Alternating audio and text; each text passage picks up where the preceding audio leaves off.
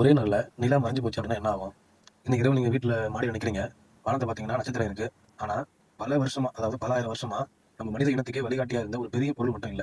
என்ன அப்படின்னா அதான் நம்ம நிலா அப்படின்னு வச்சுக்கோங்க. ஒருவேளை இந்த நிலா உண்மையாவே இல்ல, இல்லாமலே போயிடுச்சு அப்படின்னா என்ன ஆகும்னா, அன்னைக்கு நைட்டு கொஞ்சம் இருட்டா இருக்கும் அவ்வளவுதானே அப்படின்னு நீங்க எல்லாம் யோசிப்பீங்க. அதுதான் கிடையாது. அடுத்த சில மணி நேரத்துல நம்ம பூமியில நடக்க போற விஷயங்கள்லாம் வந்து மனித வரலாற்றிலேயே மிகப்பெரிய மாற்றமா இருக்கும்.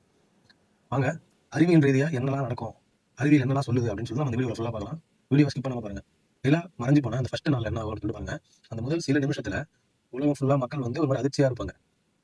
வானியலாளர்கள்லாம் தொலைநோக்கிகளை திருப்பி பார்ப்பார்கள். எங்க நிலா உண்மையாவே இல்லையா அப்படின்னு சொல்லிட்டு ஒரு பதட்டத்தோட எல்லாரும் தேட ஆரம்பிச்சுவாங்க. விண்வெளி அமைப்புகள் அவசர அறிவிப்புகள்லாம் வெளியிடும். நிலா மறைஞ்சிருச்சு, ஏதோ ஆபத்தாக போகுது அப்படி இப்படின்னு சொல்லிட்டு. நிலா சூரிய ஒளியை பிரதிபலிப்பதால தான் நைட்ல வந்து நமக்கு வெளிச்சமே கிடைக்குது.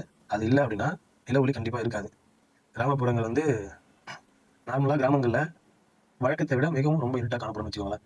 நட்சத்திரங்கள் இன்னும் தெளிவா தெரியும். இப்போ நிலவு இல்லை அப்படின்னும் போது நட்சத்திரங்கள் வந்து வழக்கத்தை விட ரொம்ப தெளிவாவே தெரியும். ஏன் பால்வெளி கூட கண்களுக்கு மிக அழகாக தெரியும். ஆனா அந்த அழகுக்கு பின்னால இருக்கிற மிகப்பெரிய பிரச்சனை நமக்கு தெரியாது. கடல் அலைகளுக்கான ஒரு முக்கிய காரணம் என்ன அப்படின்னா நம்ம நிலவுடைய ஈர்ப்பு விசை தான். உயரலை, தாழலை இவை அனைத்துமே நிலாவின் ஈர்ப்பு விசையால தான் பெருசும் பாதிக்கப்படும். நிலா மறைஞ்சிச்சு அப்படின்னா அலைகள்லாம் வந்து உடனே நிற்குமானா நிற்காது. ஏன் அப்படின்னா சூரியனுக்குமே ஈர்ப்பு விசை உண்டு இல்லை.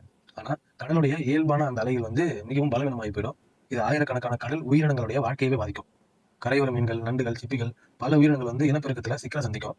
மீன்பிடி தொழிலும் பெருசா மாற்றத்தை சந்திக்கும். விலங்குகளின் வாழ்க்கை என்ன ஆகும் அப்படின்னு சொல்லிட்டு பாத்தீங்கன்னா, பல கடல் ஆமைகள் வந்து முட்டையிடும் நேரத்தை நில ஒளியை வைத்து தான் கண்டுபிடிக்குமா.